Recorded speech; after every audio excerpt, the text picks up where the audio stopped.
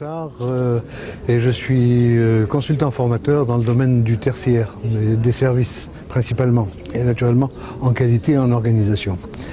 J'avais choisi ce sujet, la communication des orientations stratégiques, pour une simple raison, c'est que je me suis aperçu depuis 40 et quelques années que je suis dans le métier, qu'à chaque fois qu'il y avait une direction générale qui décidait d'orientation stratégique, c'était extrêmement difficile ensuite de communiquer et de disséminer ces orientations au niveau de l'entreprise.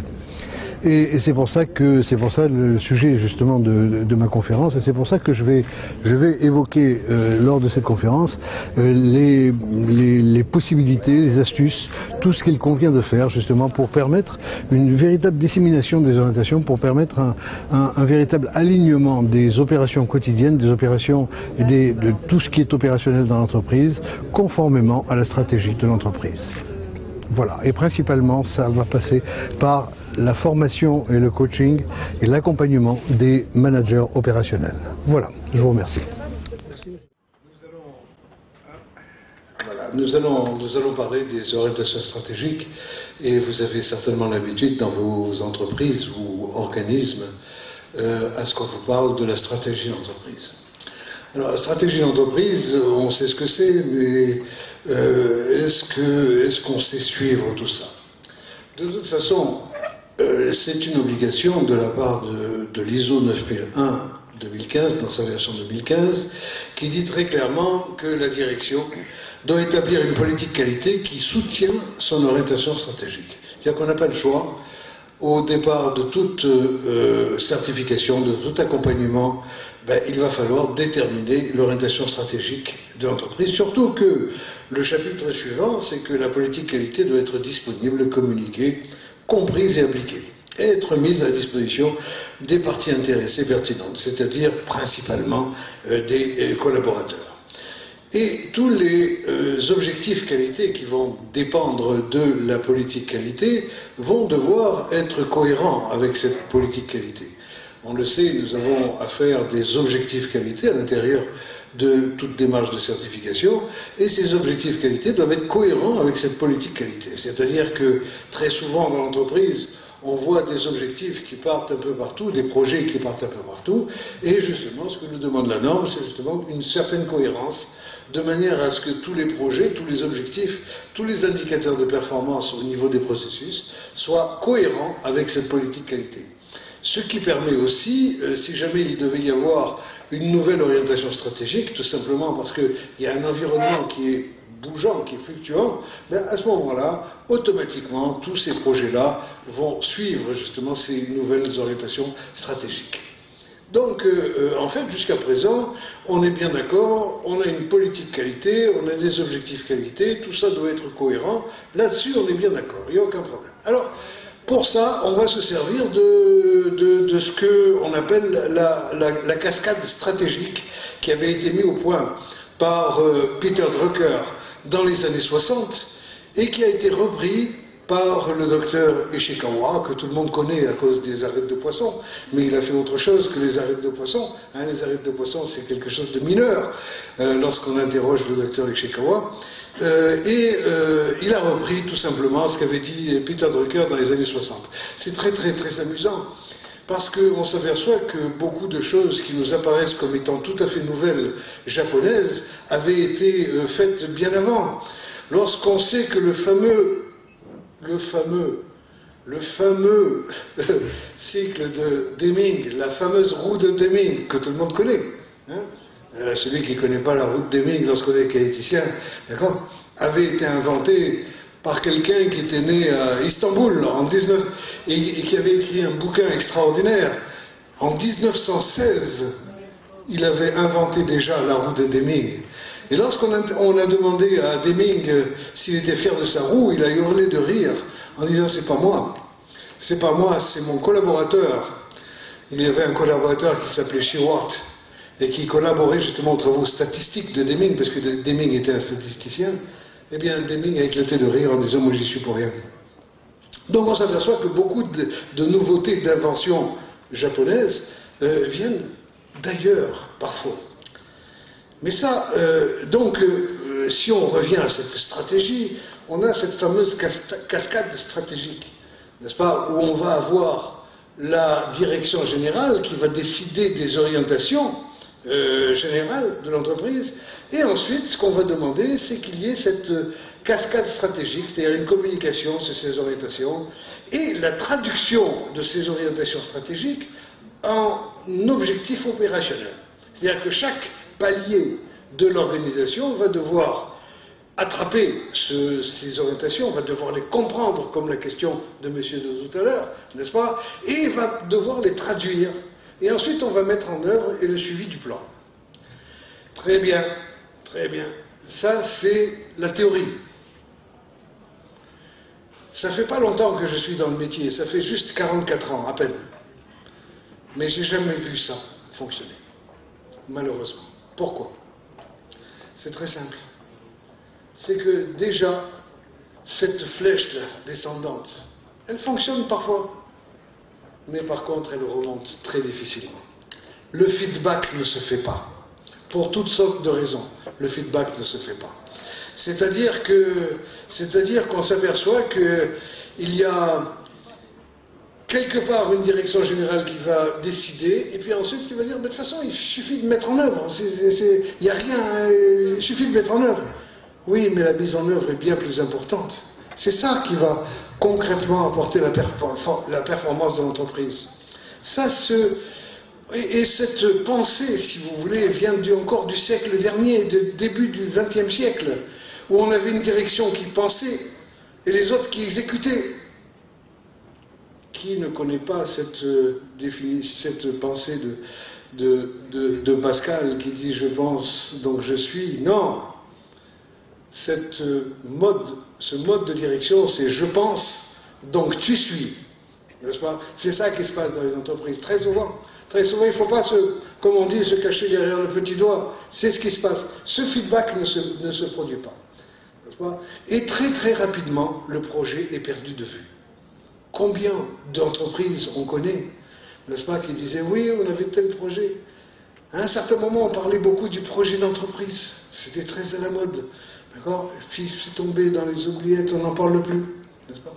Alors, l'objectif de cette petite conférence, c'est pas de vous dire, voilà, les critiques de tout ça, c'est de vous dire, voilà, il y a des possibilités de s'en sortir quand même. Il y a des possibilités de s'en sortir, et mon rôle à moi, ça va être de vous donner peut-être quelques clés, pas toutes, hein, j'ai pas toute la vérité, c'est certain, mais quelques clés en tout cas, qui ont peut-être un avantage. C'est peut-être pas théorique, mais ça on s'en fout. Mais ça marche. On va en parler. Alors, le problème, c'est que lorsqu'on descend là, à partir de la direction générale jusqu'au opérationnel, d'accord, bon, il y a ce premier problème. Mais le deuxième problème, c'est qu'il faut assurer non seulement cette cohérence verticale, mais aussi une cohérence horizontale. D'accord? C'est-à-dire que si nous avons, par exemple, une orientation, c'est de consolider nos parts de marché à 10%. D'accord? Bien, ici, la direction commerciale va dire, bon, et pour faire ça, il faut réaliser un chiffre d'affaires pour la famille du produit A de temps, pour la famille du produit B de temps, n'est-ce pas? Et pour réaliser un chiffre d'affaires, un CA, un chiffre d'affaires de temps pour la famille des produits B, ben, il va falloir, ça c'est le responsable des ventes, il va falloir maintenir le niveau de chiffre d'affaires pour les 10 premiers clients de temps, il faut consolider nos parts de marché à temps, etc. etc. Et jusqu'au vendeur. Il y a cette cascade, n'est-ce pas, stratégique verticale qui part du haut et qui va vers le bas. Mais s'il n'y avait que ça, il y a un autre problème. C'est qu'il faut assurer une cohérence horizontale, n'est-ce pas? Et dans la cohérence horizontale, c'est là où se posent aussi beaucoup de problèmes. La cohérence horizontale, je vais vous donner un exemple. Mettez dans une pièce, n'est-ce pas, un responsable des finances dans une entreprise avec un responsable de la production. Et demandez-leur de se mettre d'accord sur le niveau optimum des stocks. Impossible. Ils vont se bagarrer. Pourquoi? Ben, parce que le responsable de la production va dire, moi il me faut tant. Il faut que j'ai mon matelas de réserve, il va falloir que je produise. Et le responsable financier me dit, attention, ça me coûte tant d'avoir trop de choses. C'est impossible. Comment vous voulez mettre d'accord ces gens-là, qui ont des paradigmes, qui ont des visions complètement différentes d'une même réalité? Ça, c'est la première. Je vais prendre un autre exemple. Une compagnie nationale de chemin de fer, la SNCF en France, une fois, ils avaient dit, ben, on va faire des économies d'énergie. C'est-à-dire qu'on va mettre une prime aux conducteurs de train lorsqu'ils réduisent leur consommation d'énergie, que ce soit énergie électrique, mazout, etc. Ça marchait très bien. Jusqu'au moment où ils se sont aperçus qu'il y avait une autre direction de la SNCF qui avait mis un slogan en disant « Si nos trains ont du retard, on vous rembourse le billet ». Qu'est-ce qui se passait? Les conducteurs, pour réduire la consommation d'énergie, lorsqu'ils arrivaient à proximité de la gare, ils réduisaient le temps et ils prenaient du retard. Ça fait qu'il y avait deux objectifs complètement incohérents. Complètement incohérents, l'un démolissait l'autre objectif. Et ça, on a des exemples comme ça, des tas d'exemples comme ça. C'est-à-dire que, comme le disait un penseur aussi sur lequel on va revenir, c'est comme l'être humain. L'être humain, parfois, peut s'habiller en suivant la mode. Vous voyez des personnes qui s'habillent en suivant la mode. Même si ça ne leur va pas, hein, c'est pas grave. Ils vont suivre la mode. Ah, pour nous, les hommes, cette année, c'est la mode des cravates étroites. Les autres, les cravates larges, les cols comme ça. Pour les dames, c'est différent, naturellement. Et il y a des fois des personnes à qui la mode, ça ne va pas du tout. Mais c'est pas grave, elles sont à la mode. Eh bien, c'est exactement la même chose pour les entreprises. À un certain moment, c'était la mode du réingéniering. Les entreprises faisaient le réingéniering. Et des fois, je suis arrivé en disant, mais à quoi ça vous a servi? On est à la mode. Et ensuite, ça a été la mode de l'excellence. Tu regardais la communication d'une entreprise, s'il y avait toujours le mot excellence là-dedans. Une autre fois, ça a été la mode de la passion. Ah, nous, on a la passion de ça, la passion de ça. Ah, d'accord. Et ensuite, là maintenant, c'est la passion, c'est la mode du lean. Tu dis bonjour à quelqu'un, il te répond lean, en ajoutant un mot japonais. Quand tu dis c'est quoi le lean? Ah, c'est la réduction des... Attends, si c'est la réduction du gaspillage, l'OST Taylor, en 1916, le 15, il parlait déjà de ça. D'accord? C'est pas en mettant un nom japonais que tu vas améliorer la chose. D'accord? De plus en plus, moi je vois des gens qui me parlent de l'entreprise agile. C'est bien. Lorsque je leur montre ce que c'est, mais c'est quelque chose qui a déjà été inventé. Les cercles de qualité ont été inventés en 1946. Est-ce qu'on le sait ça? 1946, par deux chercheurs américains, Trist et Emery. Il y a déjà, en plus de ça, en plus de cette difficulté, on va parler bien sûr de communication des organisations stratégiques, mais au niveau des communications stratégiques, il y a déjà une difficulté pour définir la stratégie. Pour définir la stratégie. Et on peut faire référence déjà à un premier auteur, c'est Herbert Simon. Simon, lui, il a eu le prix Nobel d'économie en 1978. Il a travaillé sur la rationalité du manager. La rationalité. Je me souviens, j'étais au Canada et j'avais comme client un propriétaire d'une chaîne de restaurants. Ils font du poulet frit, vous savez. Et il était très content. Et puis un jour, il vient me dire, il me dit, Jean-Paul, voilà, on vient d'installer un nouveau restaurant en Floride. Alors je lui dis, écoute, tu as beaucoup travaillé pour ça, tu as fait une étude stratégique, tu as une étude d'implantation, tout ça, ça a duré combien de temps ton étude? Il m'a dit non, pas du tout. En fait, ce qui s'est passé, c'est que ma femme aime bien aller en Floride. Alors je lui ai dit, pendant que tu y es, pourquoi on n'ouvre pas un restaurant là-bas, au moins tu t'en occupes? C'était ça. C'est ça, la rationalité limitée de Herbert Simon.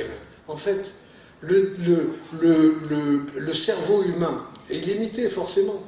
Demandez à quelqu'un de prendre une décision quelconque, il y a des tas de possibilités. Et pour chacune des possibilités, il y a des tas de conséquences possibles.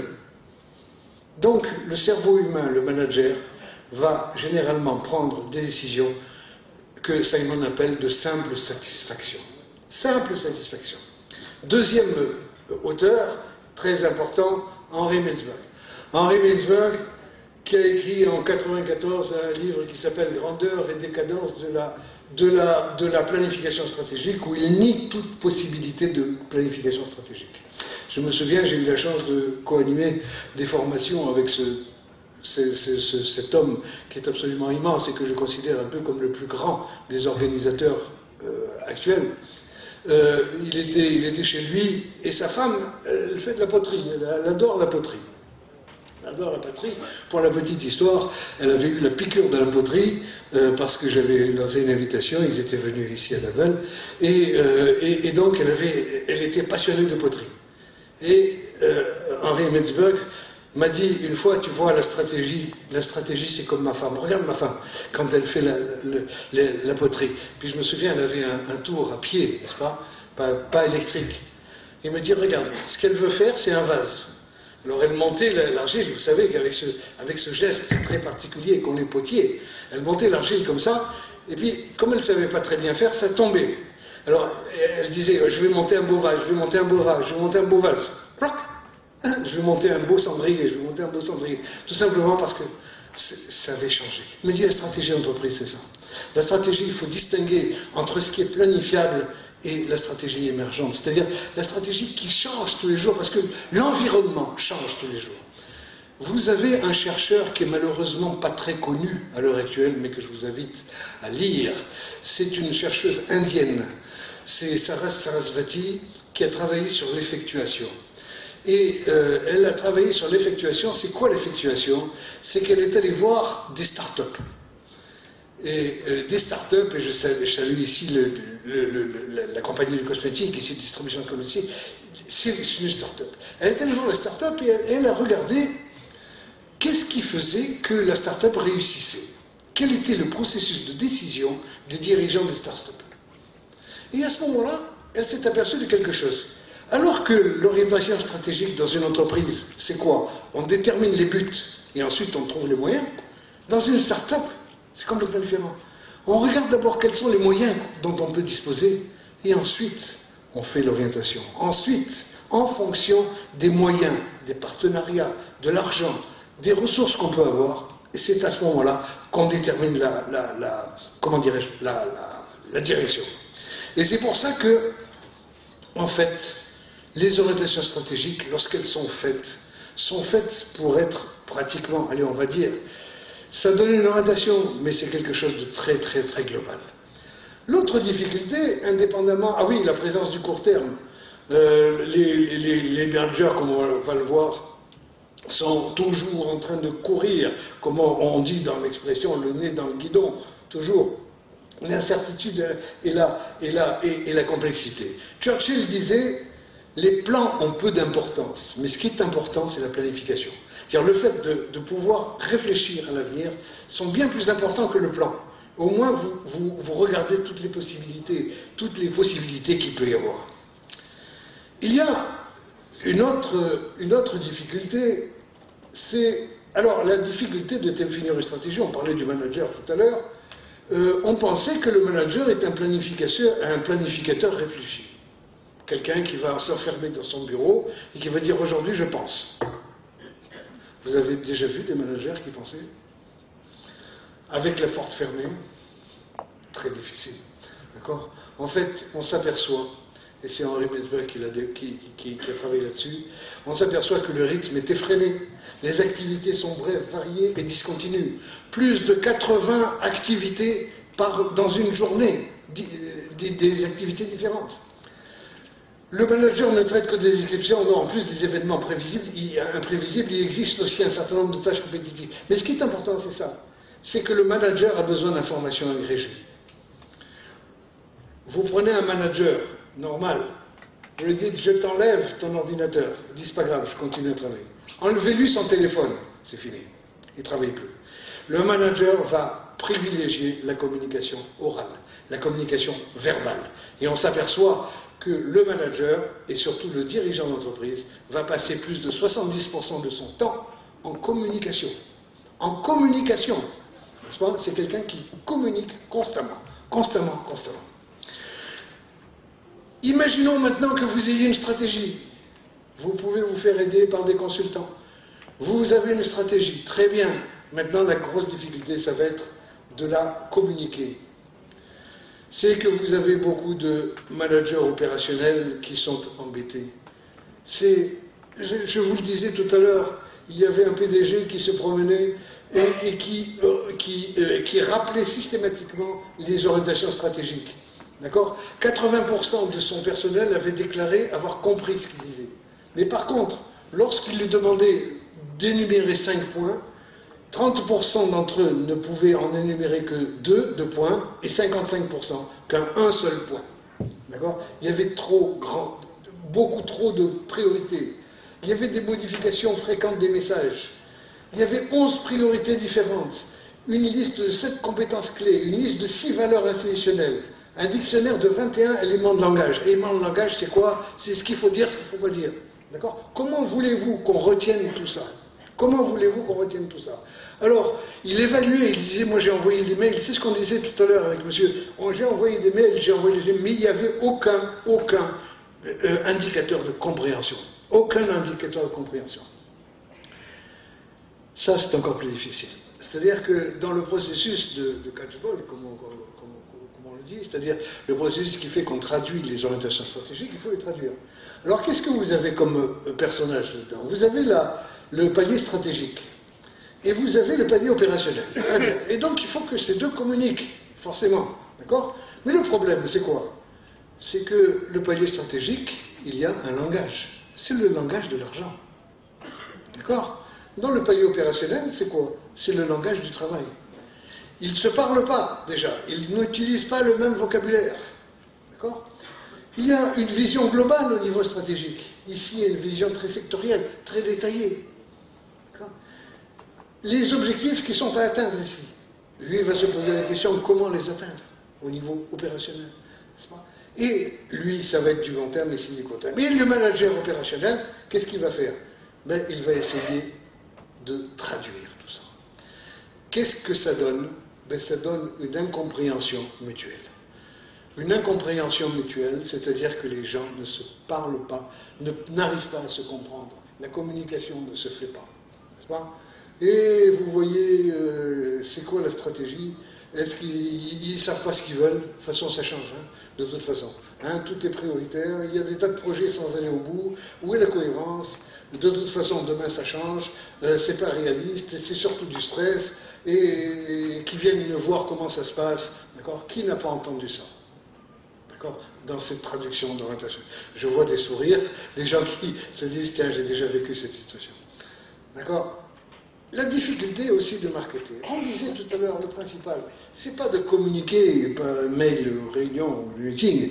Le principal, c'est de savoir si ça a été reçu, n'est-ce pas? Mais est-ce qu'il y a des fois des confusions entre les valeurs et les valeurs. Quelle est l'entreprise qui n'a pas de valeur? Ah, nous, notre valeur, c'est l'excellence. D'accord. Qu'est-ce que ça veut dire? Ben, on veut être excellent. D'accord. Et qu'est-ce que ça veut dire? Ben, c'est excellent. Et après, ça s'arrête là. Et on confond souvent les valeurs aspirationnelles, comme on appelle, avec les valeurs organisationnelles. C'est quoi la différence? Les valeurs aspirationnelles, c'est les valeurs qu'on voudrait atteindre. N'est-ce pas? Les valeurs organisationnelles, c'est les véritables valeurs. Et qu'est-ce que ça donne lorsque vous êtes dans une entreprise qui a des grandes valeurs, etc., et que vous vous apercevez que ces valeurs sont uniquement des valeurs aspirationnelles et non pas des valeurs réelles organisationnelles, eh bien vous avez des phénomènes de brown-out. On connaît déjà le burn-out. Hein, c'est le plus de trop de travail. On connaît déjà le bore-out. Le bore-out, c'est quoi?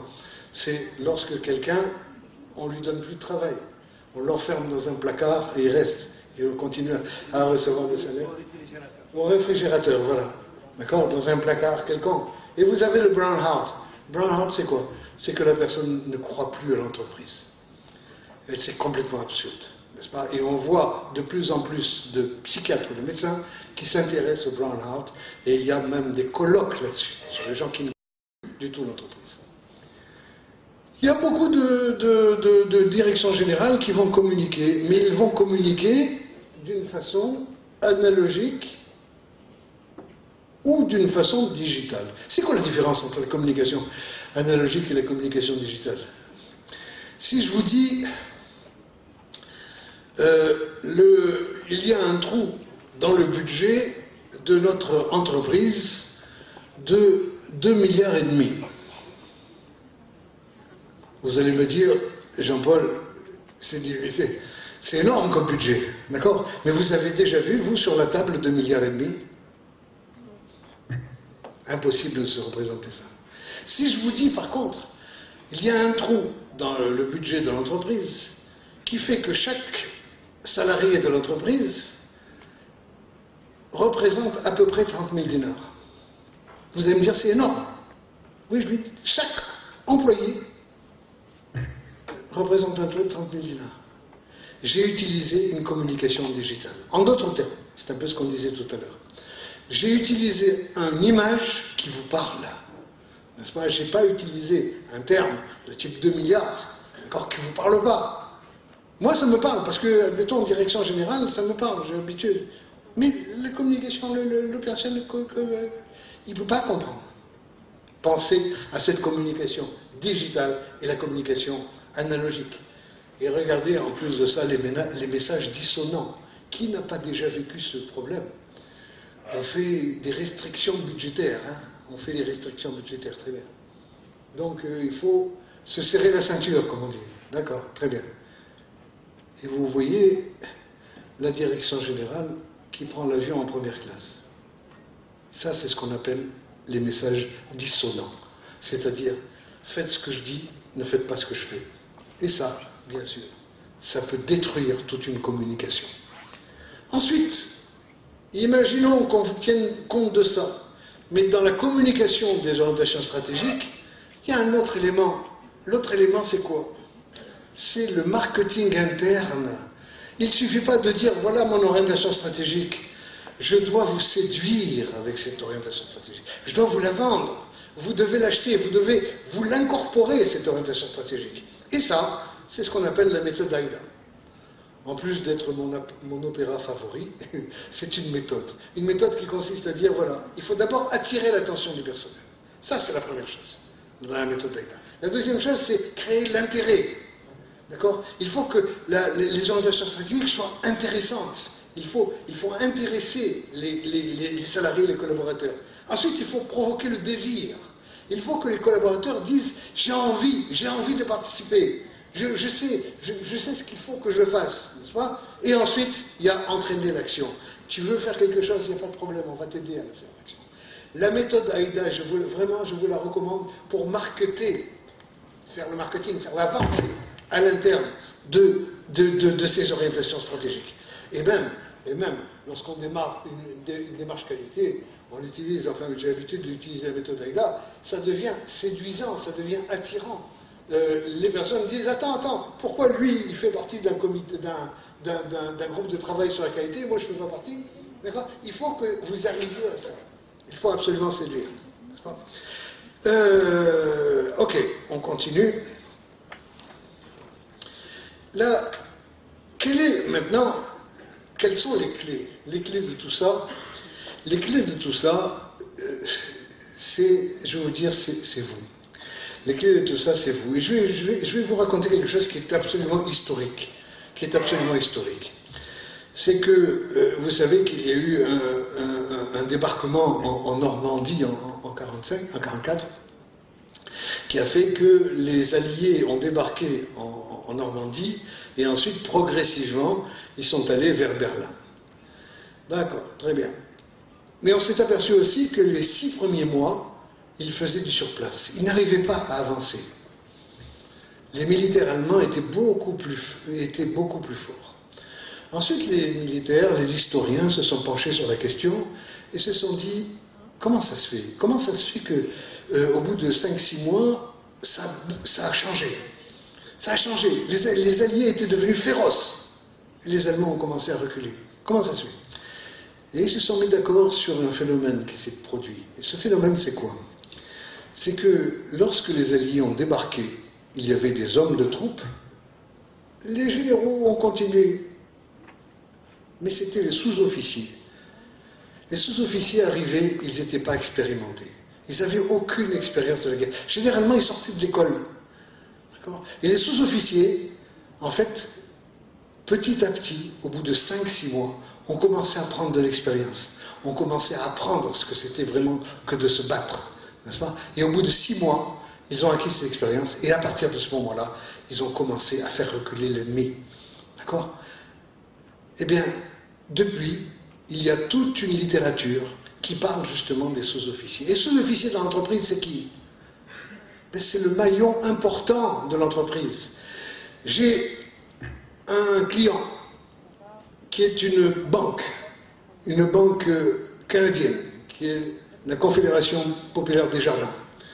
C'est la Confédération populaire des jardins, le président qui règne sur 60 000 personnes, n'est-ce pas? Il me l'a dit un jour.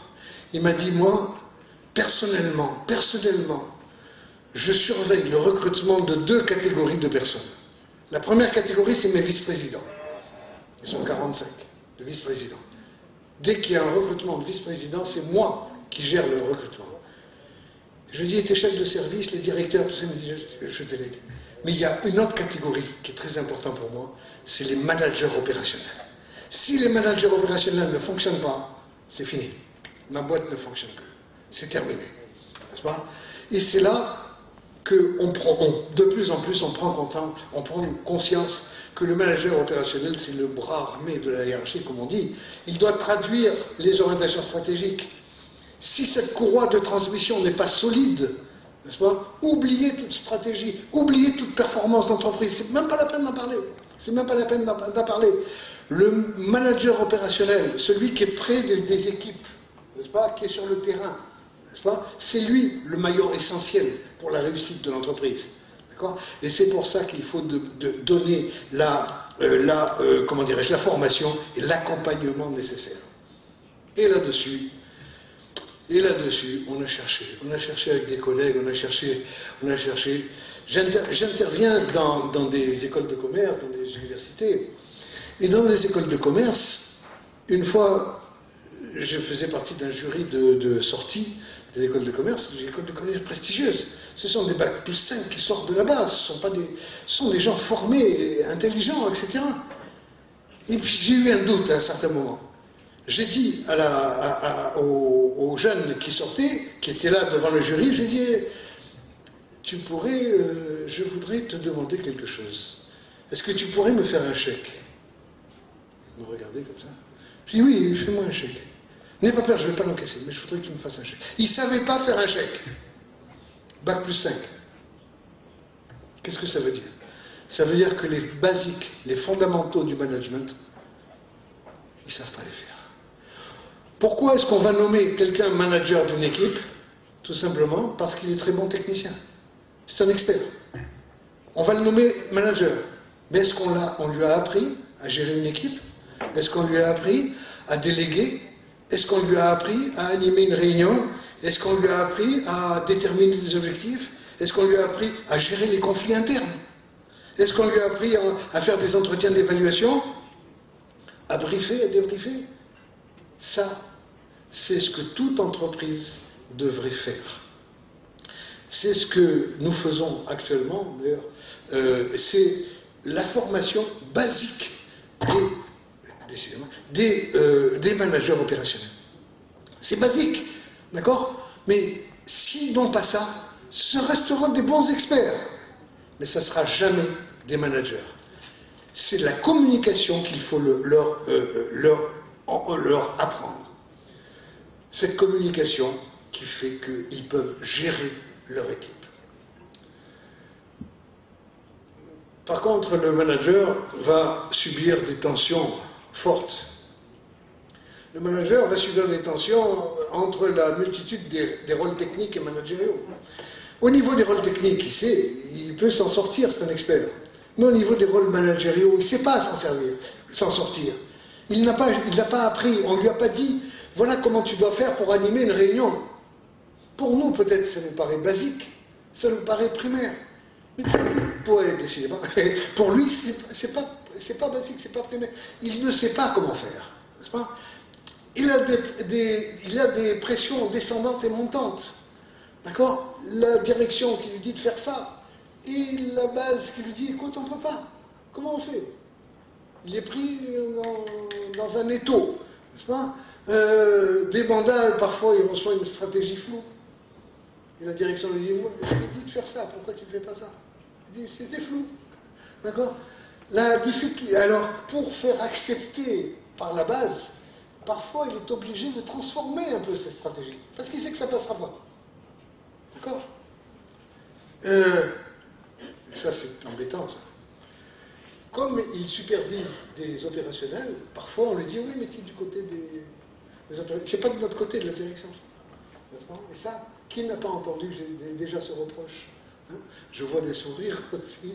D'accord? Vous avez l'habitude de ce genre de réflexion. Et quelque chose qui est de plus en plus important, c'est la difficulté des générations Y. Hein, vous savez pourquoi Y, hein? D'accord? Y, la génération Y, hein, entre 85 et 2000 pratiquement, à cause des écouteurs, Y, d'accord? Et à cause de Y. D'accord? Ce sont des gens qui reposent des questions, qui posent des questions. Nous, notre génération, lorsqu'on nous disait la stratégie de l'organisation, la stratégie de l'entreprise, c'est ça, on disait oui, d'accord, c'est ça. On essayait de comprendre. Les jeunes, ils vont se dire, mais pourquoi c'est ça? Attends, tu t'es pas aperçu de ça? Pourquoi? Et ils posent des questions qui remettent en évidence, qui remettent en question des évidences. Vous savez, monsieur, madame, vous avez des enfants. D'accord? Vous avez déjà entendu les enfants, 4-5 ans, qui vous disent, madame, pourquoi le ciel est bleu? Pourquoi le ciel est bleu? Demande à ton père.